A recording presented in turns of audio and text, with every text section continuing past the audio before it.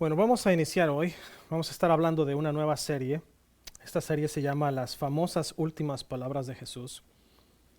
Y son 7 declaraciones que Jesús hizo estando en la cruz. Ustedes las pueden encontrar en el libro de Lucas, en el libro de Juan. Hoy vamos a estarnos basando en Lucas 23:34. Y dice la palabra que Jesús dijo: Padre, perdónalos porque no saben lo que hacen. Y los soldados sortearon su ropa tirando los dados. Antes de arrancar completamente, quiero pasar Proverbios 6:16. Dice, hay 6 cosas que el Señor odia. No, son 7 las que detesta: los ojos arrogantes, la lengua mentirosa, las manos que matan al inocente, el corazón que trama el mal, los pies que corren a hacer lo malo, el testigo falso que respira mentiras y el que siembra discordia en una familia. Y curiosamente se entreteje con lo que vamos a estar hablando hoy. Porque una de las cosas principales que pasó, que llevaron a Jesús a la cruz, fue precisamente la arrogancia, fue precisamente la discordia que sembraron los líderes religiosos. Fueron testigos falsos incluso que declararon en contra de Jesús. Y este proverbio prácticamente nos dice: no hagas nada de eso, porque todo eso es algo que detesta a Dios en gran manera. Volviendo a Lucas 23:34, Jesús está en la cruz. Está siendo martirizado y torturado, y Jesús dice estas palabras: Padre, perdónalos porque no saben lo que hacen. El ministerio de Jesús empieza justamente con su bautismo en agua. Usted recuerda la imagen, la figura del bautismo en agua. Jesús va al río Jordán, donde está bautizando Juan el Bautista. Y al momento que Jesús es bautizado, sale del agua, se abren los cielos, baja el Espíritu Santo en forma de paloma, se posa sobre él y se escucha la voz del Padre diciendo: este es mi Hijo amado, en quien yo tengo complacencia. El ministerio de Jesús inicia con una inauguración. Pero otra de las formas o de los periodos del ministerio de Jesús es, después de esta inauguración, empieza a ocurrir un periodo de popularidad en que Jesús empieza a atraer la atención de la gente. Ya empieza a llamar a los discípulos, y de hecho lo seguían muchas personas. Había una fila de mujeres que lo seguía, había una fila de otros que fueron también conocidos como discípulos de Jesús. No fueron del grupo de los 12, pero también fueron con Jesús. Y empieza a atraer la atención cada vez más y más y más de la gente. Pero llegando casi al final de estos 3 años de ministerio de Jesús, llegamos al punto en el que empieza a ser rechazado. Empieza a haber una oposición tremenda en contra de Jesús. El ministerio de Jesús empieza a ver atacado por una severa oposición que empezó con los líderes religiosos. Fíjese, empieza con los líderes religiosos, aquellas personas que se supone que debieron haber estado hablándole a la gente, preparándolos para recibir el reino de Dios. Y ellos son los primeros que empiezan a tener problemas y empiezan a atacar a Jesús y a oponerse a la autoridad de Jesús. Antes de entrar al tema como tal, cuando alguien va a un juicio, el juicio normalmente toma tiempo, porque se tiene que evaluar evidencia, se tiene que evaluar la información que proveen los testigos, se tiene que evaluar muchas cosas antes de llegar al juicio en el que se va a dictar la sentencia final. Hay personas que son enjuiciadas en algunos días, algunos en algunos meses, algunos tardan años en presentar todas las pruebas y mientras están encarcelados. Pero una peculiaridad interesante del juicio de Jesús es que el juicio de Jesús ocurrió de una manera muy rápida. Ocurrió rapidísimo. Para que se haga una sentencia de muerte a una persona, tiene que estar más que probado el crimen. Por ejemplo, un asesino tenía que morir. Pero si un asesino era cachado con las manos en la masa, o infragante si ustedes le quieren decir, ese asesino moría más que rápido porque fue cachado por uno o más testigos en el acto del asesinato o con la víctima en las manos. Hay una película que me llama mucho la atención y que la sacaron en digital hace muy poco, y la empecé a ver en digital, o la vi después de muchos años de no verla. Esta película se llama Milagros Inesperados, o en inglés usted la puede encontrar como The Green Mile. Esta película trata de un hombre que es sorprendido con 2 niñas pequeñas en sus manos muertas. Habían ya desangrado las niñas, y lo sentencian a muerte a él y lo llevan a esta prisión de espera para ser él agendado a morir. Pero no muere inmediatamente en unos días después de que ocurrió el incidente, sino que pasan semanas, pasan incluso meses para que él sea llevado a la silla eléctrica. Y eso nos muestra que aún la persona, aún habiendo estado con las manos en el acto del delito, no es sentenciado de inmediato, lo que nos muestra que Jesús, su juicio y todo el proceso de crucifixión fue exageradamente fuera de lo normal. Pasó muy rápido. Según la ley judía tenían que pasar por jueces y una persona que había matado a alguien tenía que morir también, pero tenía que pasar por el proceso de haberlo visto, los testigos, las familiares de la víctima, etc. Agarran a Jesús, lo detienen, llegan unos testigos falsos, dicen, sí, yo lo vi decir esto, lo oí decir aquello. Y en unas cuantas horas Jesús está siendo crucificado y entre 9 de la mañana aproximadamente y 3 de la tarde, que es cuando Jesús murió, ocurrió todo el hecho completo de crucifixión y muerte de Jesús. Ocurrió absolutamente muy rápido. Pero mientras Jesús está en la cruz o siendo crucificado, Jesús da 7 declaraciones. La primera declaración es la que vamos a ver hoy. Es: Padre, perdónalos. La segunda declaración es cuando aquel hombre que estaba crucificado junto a él le dice: Jesús, cuando estés en el paraíso, en el cielo, acuérdate de mí. Y Jesús le dice: no te preocupes. Hoy que estemos allá en el paraíso, allá nos vamos a ver. Tú vas a estar conmigo. El tercero es, le dice a María, su madre: mujer, he ahí tu hijo, y entrega a Juan, el discípulo amado, como hijo de María. El otro es: Dios mío, ¿por qué me has desamparado? Que de hecho lo pone Mateo y lo pone Marcos como Eloi, Eloi, lama sabactani, que la gente pensó que estaba llamando a Elías, pero realmente significa: Dios mío, ¿por qué me has desamparado? La otra declaración es: tengo sed. La penúltima es: consumado es. Y al final, cuando entrega su espíritu, dice: Padre, en tus manos encomiendo mi espíritu. ¿Por qué no me acompaña a orar para abrir la sesión? Señor, te damos gracias en este día por tu palabra. Gracias, Jesús, por el sacrificio que hiciste en la cruz. Gracias porque tú abriste el camino directo hasta el trono de Dios, hacia el trono de gracia. Esta mañana te pedimos que tú reines en este lugar, que tu Espíritu sea quien nos enseñe, nos ilumine y nos abra el entendimiento para que tu palabra pueda caer en nuestro corazón como en tierra fértil y que tu palabra, Señor, pueda florecer, fructificar al 100% en el nombre de Jesús. Amén. Una cosa importante que ver del ministerio de Jesús es su ministerio terrenal comenzó y terminó con oración. Dice la palabra que cuando Jesús fue bautizado, inicia su ministerio, Jesús se fue al desierto a estar en oración y ayuno por 40 días y 40 noches. Durante su estancia en el desierto fue tentado por el enemigo varias veces y todas las veces que fue tentado, en todas contestó: la palabra dice, o escrito está. Jesús inicia con oración, y no solo con oración, pero Jesús conocía la palabra de Dios, que era la ley de Moisés hasta ese entonces, y la conocía también que pudo rebatir al diablo todas las tentaciones con los 5 libros del Pentateuco. Usted puede encontrar primariamente Deuteronomio. Pero no solamente eso, sino cuando Jesús está siendo ya clavado en la cruz y está a punto de morir, Jesús está orando por la gente todavía. Está diciendo al Señor: perdona a esta gente. Y no solamente eso, pero Jesús está intercediendo por sí mismo y decirle: Señor, no me dejes, pero aquí está en tus manos, encomiendo mi espíritu. Cerró su periodo, cerró su ministerio. De hecho, justamente cuando él fue arrestado para llevarlo a juicio, Jesús estaba en el monte orando con sus discípulos, que estaban dormidos, los 2 discípulos que se llevó con él, que fueron Pedro y Juan. Pero Jesús estaba orando, que de hecho dice incluso la palabra que de su frente brotaban gotas de sangre de la presión y el estrés que estaba viviendo. No lo voy a platicar ahorita, probablemente lo vamos a ver después en Pascua, pero la cuestión está en que Jesús cerró su ministerio en oración, así como lo inauguró con oración también. Eso nos enseña a nosotros que cualquier situación que estemos pasando, nuestro ministerio terrenal, nuestro ministerio, a nuestra familia, a la gente de afuera, tiene que estar protegido con oración. Arranca con oración, continúa con oración, y el día que estemos siendo llamados a la presencia de Dios, debemos estar entregando nuestro espíritu en oración a Dios. Usted dice: hermano, ¿cómo voy a saber?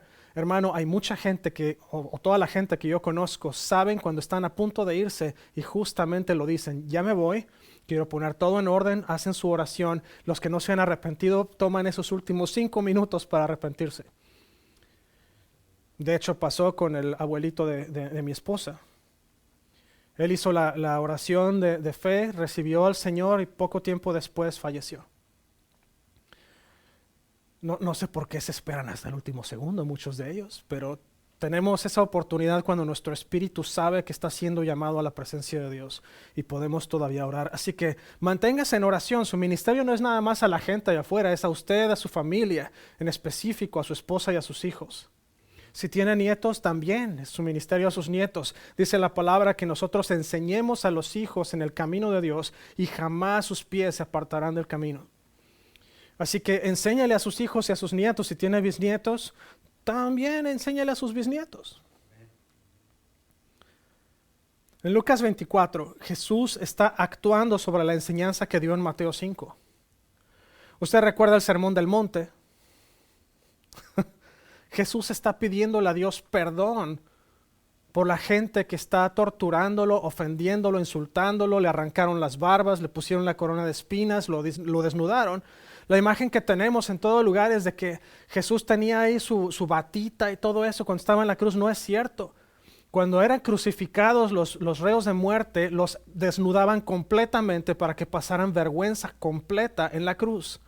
Jesús fue desnudado y estaba desnudo en la cruz. Sus ropas le echaron suertes, dice la palabra de Dios, para ver quién se la quedaba, porque su túnica era en una sola pieza, no había costuras. Jesús está enseñando y está diciendo, o está actuando más bien sobre su enseñanza. Jesús, perdónalos. Dios, perdónalos porque no saben lo que hacen. Y hay algo que usted tiene que mantener en mente. La enseñanza que Jesús está dando a través de este proceso de sufrimiento terrible en la cruz, es que Jesús está enseñándonos cuál es el peso del pecado real.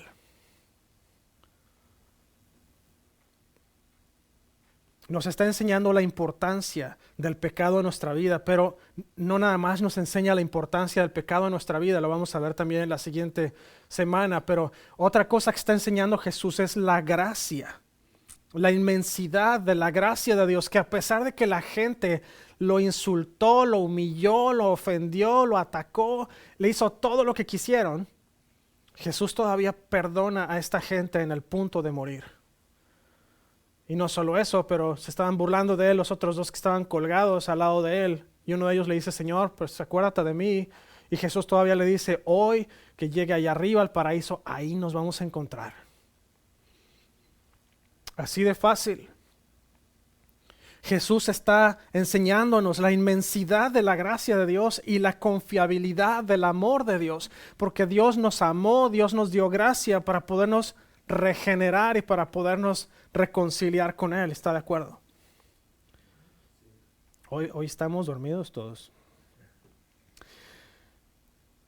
Vamos a ver los puntos principales del tema y el primero es que usted debe entender su pecado claramente. El pecado no es algo así como, ay, pues sí, me saqué yo acá la fichita o me saqué yo el premio que no me gusta en las papitas. El pecado es verdaderamente algo muy peligroso en nuestra vida. El pecado de aquellos involucrados en la crucifixión de Jesús fue hecho en ignorancia. No sé si a usted le ha pasado, a mí afortunadamente no me ha pasado, pero usted va manejando y usted va manejando a lo mejor a, no sé, 60 millas la hora y de repente ve las luces rojas y azules en su retrovisor y lo paran. Y llega el policía y le dice, oiga, pues usted estaba manejando a 60 millas la hora en un carril de 30. Usted va 30 millas por arriba del límite de velocidad. Y a lo mejor usted nunca se dio cuenta, usted no vio letreros de límite de velocidad, que desafortunadamente en muchos lugares no hay letreros de límite de velocidad. Y usted le dice al policía, pues discúlpeme, pero yo realmente no sabía cuál era el límite aquí porque no hay letreros, no vi ninguno. Y usted, en el momento en que el policía toma su información de su licencia, su seguro y su registro del auto y se va a revisar toda la información en su computadora, usted muy probablemente se queda orando para que Dios le dé gracia a los ojos de ese policía. Pero ¿sabe qué? Eso es una cuestión de ignorancia, cometer un error por ignorancia. Y de hecho, las palabras de Jesús es perdónalos porque no saben lo que hacen. Estaban cometiendo un pecado por ignorancia. Y a pesar de que la ley decía que no, de todas maneras eras culpable de pecado, aún si ignorabas de él, tenías que hacer sacrificio, tenías que llevar ofrenda al templo aún por ignorancia. Dice por ahí un dicho muy común en el mundo que dice, ay, pues si no sabes qué paso tomar, sigue tu corazón. Pero Jesús nos está enseñando algo enteramente diferente a eso. No podemos confiar en nuestros sentimientos para saber si algo es pecado o no. No es así de, ay, pues si no sabes si está bien o mal, sigue tu corazón. Sí, por eso hay tantos asesinatos, violaciones, robos, porque se sigue en su corazón. La realidad es, no siga a su corazón, no siga sus sentimientos, siga la palabra de Dios. La palabra de Dios es la regla precisa que tenemos que seguir. Hermano, es que hay situaciones en las que yo sí quisiera matar. Pues hermano, aguánteselas. Y si quiere usted matar algo, mate un pollo y cómaselo. Nada más no se coma la sangre, la derrama usted en la tierra. Hermano, no, simple y sencillamente no siga su corazón, siga la palabra de Dios. Esa es la mejor manera de salir adelante. Hermano, es que yo no sé si esto es pecado o no y la Biblia no lo dice. Le voy a poner un ejemplo más fácil. Si usted lo hace, ¿va a poner en riesgo la vida de usted o la vida de otras personas? Si usted lo hace, ¿va a afectar a un tercero? Si la respuesta es sí, está mal, no lo haga. Así de fácil. Si usted va a afectar la vida de alguien más o la suya propia, haciendo lo que usted está pensando hacer, le voy a dar una muy buena recomendación. No lo haga. Fíjese, esta gente no sabía lo que estaba haciendo. Cuando crucifican a Jesús, lo sentencian a muerte y todo eso, la primera cosa que hicieron fue cerrarse la puerta al cielo. Cometieron una cantidad de errores en todo esto y una cantidad de pecados, pero el más importante fue que asesinaron a una persona que era inocente. Y fue asesinado, y fue no nada más asesinado, pero fue torturado. Puedo estar casi 100% seguro, la palabra dice que a nadie se le deben dar más de 40 latigazos para castigarlo, y estoy casi 100% seguro que Jesús pasó de los 40. Que para la forma en cómo estaba su cuerpo y como lo describe la palabra de Dios, yo creo que Jesús no recibió 40 ni 39, Jesús recibió muchos más. Así que probablemente esa es otra violación muy grande. No solamente eso, pero también escogieron separación eterna de Dios. Porque lo dice en el siguiente punto, a quien crucificaron, a quien mataron fue al Hijo mismo de Dios. Su ignorancia los llevó a cometer errores graves, ¿está de acuerdo conmigo?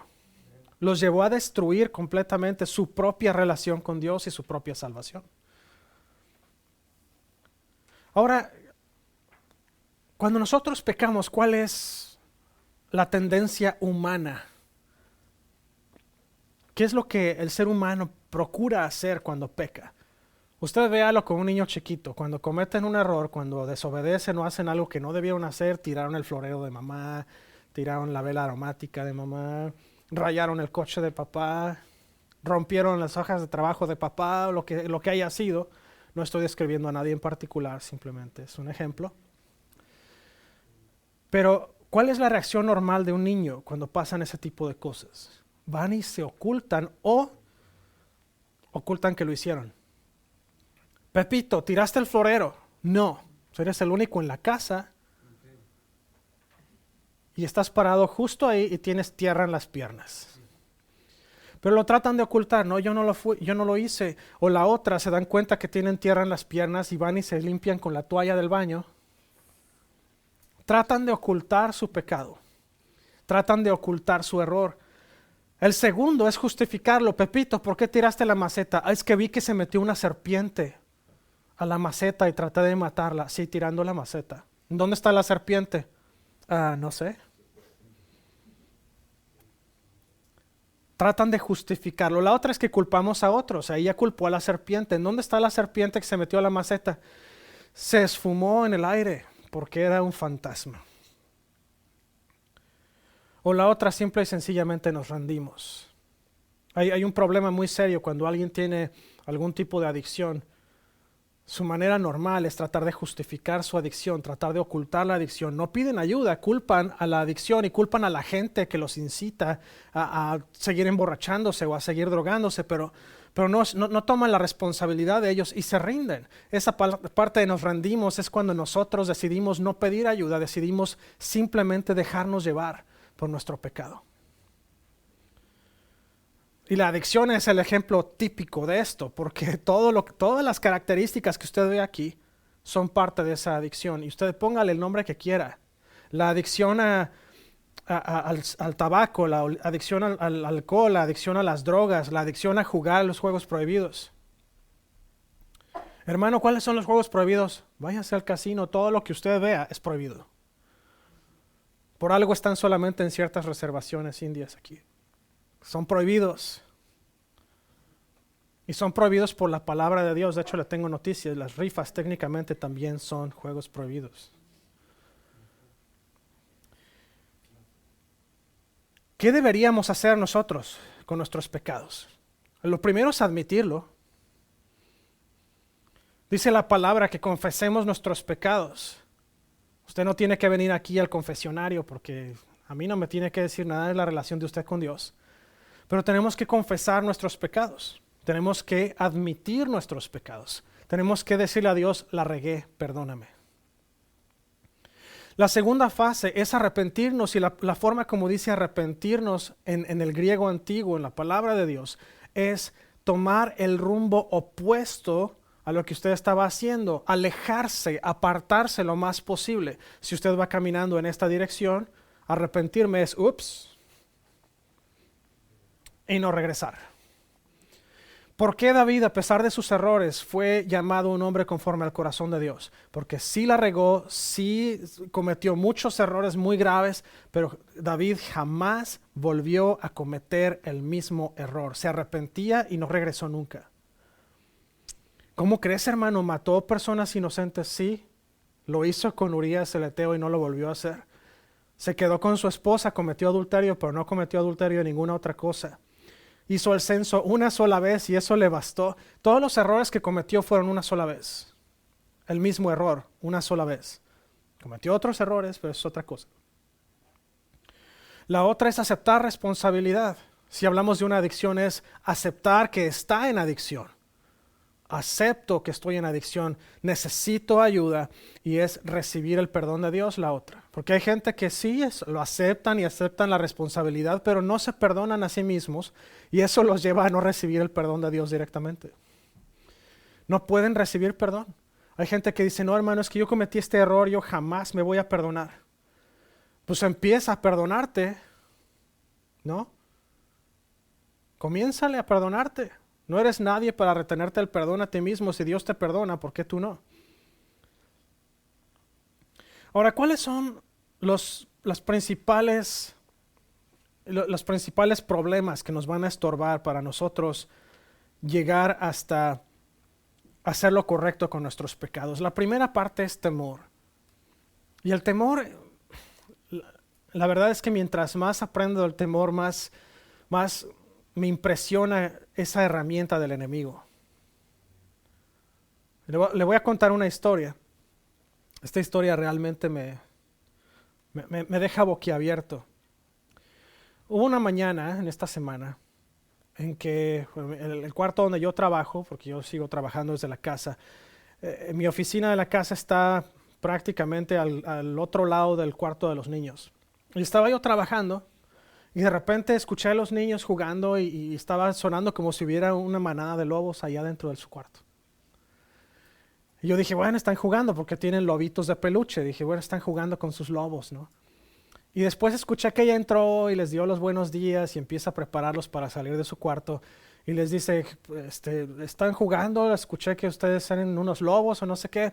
Y le dice Jimena, no mami, no somos lobos, somos momias. Y hasta Tyro se pone a caminar como momia y todo. La cuestión más interesante de todo esto es que eso lo sacaron ellos, fue un juego que ellos inventaron y estaban jugando bien como si nada, los dos contentos. Llega la noche, estamos a punto de salir de su cuarto y de repente Jimena se rompe completamente en llanto y empieza a decir, tengo miedo porque las momias y no sé qué. Se da cuenta del temor, cómo es tan terrible que algo tan simple y tan inocente que estaban jugando en la mañana, contentos los dos, muertos de risa con su juego de momias, de repente se convirtió en el temor más grande de la noche y no quería dejarnos ir. En cierta parte fue el temor y en otra parte es algo distinto que no aplica aquí, pero la cuestión está en que entró en un pánico y tuvimos que explicarle qué son las momias, de dónde salen. Y la única momia que conoces es las figuras que salen en los cuentos y en las historias y en los libros de niños, que son nada más un mono lleno de vendas por todos lados que solo se ven los ojos. No conoce realmente las momias verdaderas, que son espantosas. Jamás la llevamos a las momias allá en Guanajuato, jamás la llevamos a las momias egipcias cuando fuimos a San Luis. No conoce la verdadera realidad de las momias. Y le dije, pues es como ir a la zona donde tienen primeros auxilios en una farmacia y espantarte porque ves un montón de rollos de vendas ahí. No tiene sentido el temor. Ni siquiera sabía de dónde salía, ya que le explicamos, como que ya se calmó. Pero el temor es así. El temor juega cosas raras en nuestra cabeza y se vuelve ese sentimiento que cambia toda nuestra perspectiva del mundo. Y cuando nosotros pecamos, el temor nos va a hacer entender una perspectiva errónea de Dios. El temor nos va a hacer entender que Dios es el hombre que está sentado allá arriba en un trono y tiene un látigo en una mano y tiene una centella en la otra. Y cuando te equivocas, ahí va el centellazo y te borra del mapa. El temor nos va a hacer pensar que Dios nada más está viendo a ver cómo nos castiga. El temor nos va a hacer pensar que vamos a perder a toda nuestra familia en la iglesia, nuestros amigos por un error que cometimos, y no es cierto. El temor le va a hacer a usted apartarse más de la gracia de Dios que acercarse a ella.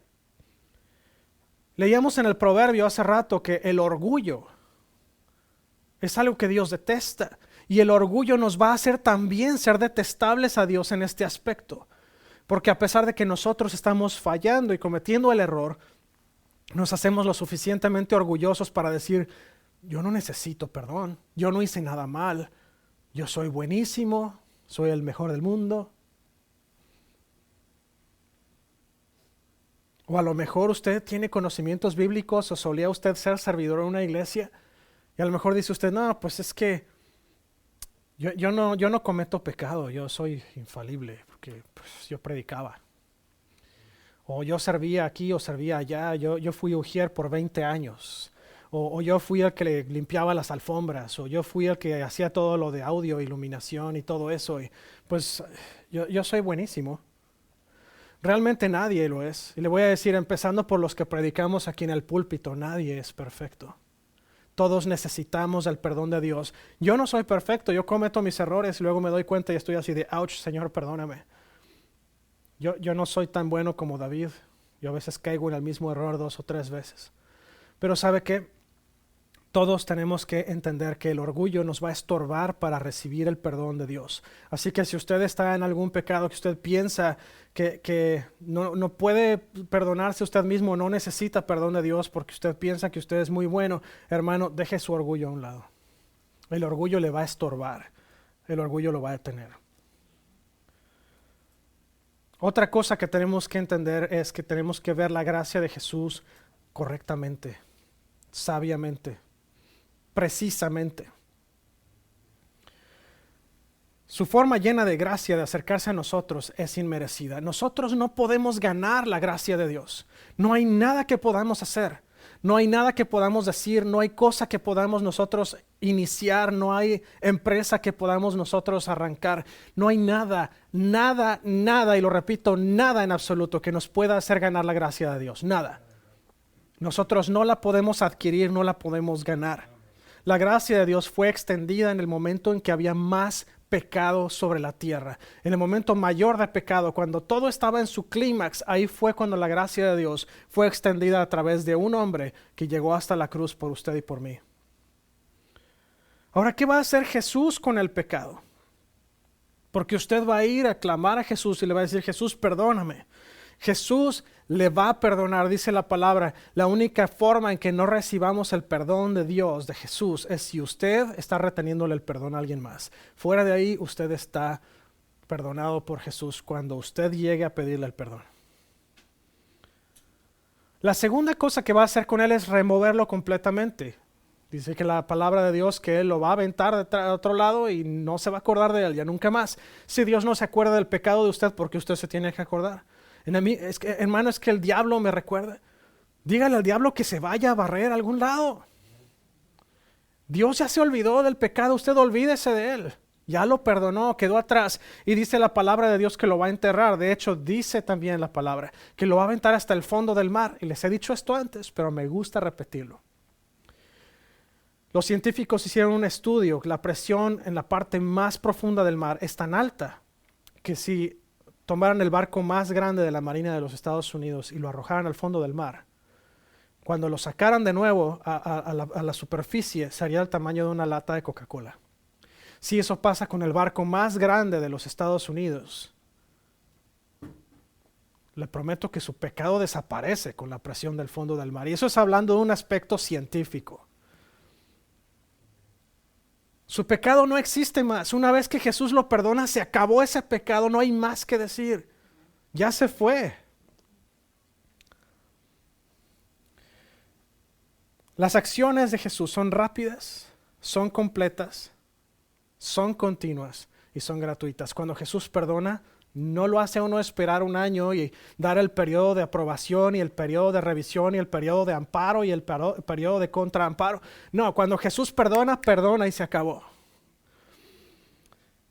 Es completo. Jesús no perdona en partes. Sí, pues este pecado que me dijiste te perdono por el hecho de que dijiste malas palabras, pero el otro no te lo perdono para nada. No. Cuando Jesús perdona y se acabó hasta ahí.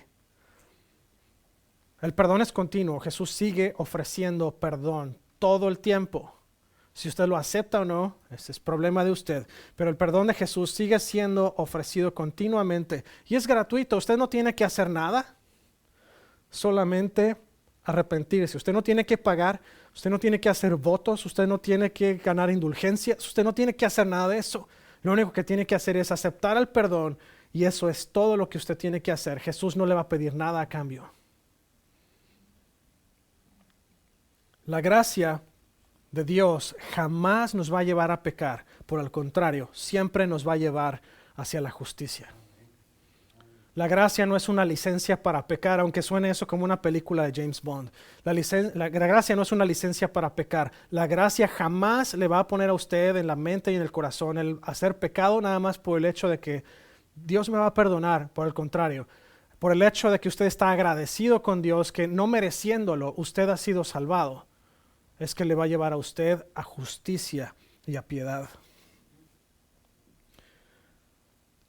Tercer punto, y con este voy a cerrar. Usted debe ver el amor de Dios personalmente. El amor de Dios es personal, no es colectivo. El amor de Dios es persona a persona, es un punto absolutamente íntimo. Juan 3:16 dice, pues Dios amó tanto al mundo que dio a su único Hijo para que todo el que crea en Él no se pierda, sino que tenga vida eterna. Pero ese alguien que crea en Él es una persona con un corazón, con una voluntad. Si usted se acerca a Dios, cree en Dios personalmente, cree su amor, acepta su perdón, entonces usted fue también producto de la muerte de Jesús y de su resurrección. Dios nos amó aunque éramos despreciables. Si leemos realmente lo que dice la palabra de Dios de quiénes eran los gentiles, no teníamos derecho ni a acercarnos al templo de Dios. Pero por la gracia de Dios que fue extendida a través de la crucifixión de Jesús, tenemos acceso no solamente a Jesús, pero también al trono de gracia, al trono de Dios en el cielo. Podemos llegar hasta el mismísimo altar. Dios nos ama aun cuando cometemos errores. Vamos a cometerlos, somos humanos, vivimos en un mundo caído y va a pasar, porque todo el mundo ha cometido errores. No ha habido ni una sola persona que no conozca o que yo conozca que no ha cometido errores. ¿Quién es el hombre más piadoso del Antiguo Testamento? ¿Quién fue? Elías, Moisés. Cometieron errores, muchos. Moisés no entró a la tierra prometida por enojarse.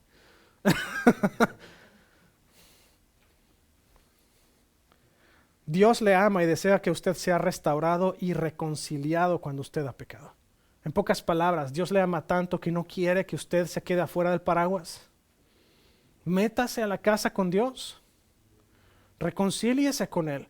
Que el pecado no dure ahí. Mire, no es como cuando usted se enoja con el compañero de trabajo, que pasa una semana y usted ahí enojado con él, nomás le hace la carota y como dicen de calabaza. Cuando usted peca, acérquese a Dios, confiéselo, reconcíliese. Dios quiere estar con usted. Dios le ama tanto a usted que no quiere forzarlo en contra de su propia voluntad. Y se los he dicho antes, Jesús, Dios, es un caballero. Jamás va a hacer nada que usted no le permita hacer. Si usted no le permite entrar a su vida, no va a entrar. Pero si usted le pide perdón y lo invita a entrar a su vida y a limpiar su corazón, Jesús, de la manera más agradecida, lo va a hacer. De la manera más amable. Jesús nos ama, jamás nos va a forzar. Jamás nos va a forzar. Siempre va a esperar a que usted abra la puerta. De hecho, dice la palabra, estoy a la puerta y llamo. Eso quiere decir, Jesús no llegó y abrió la puerta así nada más. Llegó, se paró en la puerta y empezó a tocar para que usted abra la puerta. Si usted no la abre, es culpa de usted, no de Jesús. ¿Cómo podemos vivir una vida pura y santa? Confiando en la provisión de Dios. La sangre que Jesús derramó en la cruz nos limpió de todo pecado. Así que somos limpiados por la sangre de Jesús. Somos nosotros instruidos por la palabra de Dios. Y la palabra de Dios son los 66 libros de la palabra. Somos también nosotros protegidos y guiados por el poder del Espíritu Santo. ¿Qué es lo que tenemos en favor de nosotros? Tenemos una comunidad de los santos y tenemos el recurso de oración, pero también tenemos una asignación de parte de Dios. Así que tenemos demasiado para nosotros ser exitosos en nuestra vida espiritual, para poder perdonar como Jesús perdonó ese día en la cruz. Tenemos una comunidad, gente con la que podemos acercarnos. Hermano, necesito que me ayudes a orar porque estoy o no perdonando a X o cometí un pecado y necesito el perdón, pero yo siento que no puedo ser perdonado. Y vamos a orar junto con usted y por usted para que usted sienta la gracia de Dios. Usted se perdone a usted primero, porque si usted no se perdona a usted primero, usted no va a poder recibir el perdón de Dios. Tiene usted ese recurso de oración. La oración debe ser continua. En todo. Dice Pablo, da gracias a Dios por todo y en todo. La oración debe ser constante. Mire, la oración no lo vea como un ritual espiritual nada más. La oración debe ser como si Jesús estuviera junto con usted y usted se la pasa todo el día platicando con Él. Esa es la relación que debe uno tener con Jesús. Una relación constante, dinámica, activa. Usted está trabajando, Jesús, ayúdame con esto. Obviamente no le va a cargar el sartén, o no le va a cargar el cuaderno, no le va a hacer el escrito que tiene que hacerle, pero Jesús le va a dar la sabiduría para poner a alguien en su lugar a hacerlo o para hacerlo usted mismo. Jesús le va a dar la fortaleza, lo va a estar alentando, animando. Recuerde que la relación con Dios es como la relación con su cónyuge. Mientras más hable con Él, mejor. La comunicación es la base de todas las relaciones, incluyendo la relación espiritual. Hable con Él. Si no escucha la voz de Dios de regreso, abra su Biblia. La palabra de Dios le va a llevar. Y por último, usted tiene una asignación y esa asignación es hacer a la gente conocedora del amor y de la gracia de Dios. Empiece por su familia. Su familia es el primer nivel que usted debe de alcanzar. Después de ahí, ya puede usted meter vecinos, amigos, compañeros de trabajo, quien usted quiera. Cumpla con la asignación de Dios. Efesios 6, 10 al 13. Dice una palabra final: sean fuertes en el Señor y en su gran poder. Pónganse toda la armadura de Dios para poder mantenerse firmes contra todas las estrategias del diablo. Pues no luchamos contra enemigos de carne y hueso, sino contra gobernantes malignos y autoridades del mundo invisible, contra fuerzas poderosas de este mundo tenebroso, contra espíritus malignos en lugares celestiales. Por lo tanto, pónganse todas las piezas de la armadura de Dios para poder resistir al enemigo en el tiempo final, en el tiempo del mal, perdón. Así después de la batalla todavía seguirán de pie, firmes. Dice 1 Corintios 15:58, por lo tanto, mis amados hermanos, permanezcan fuertes y constantes. Trabajen siempre para el Señor con entusiasmo, porque ustedes saben que nada de lo que hacen para el Señor es inútil.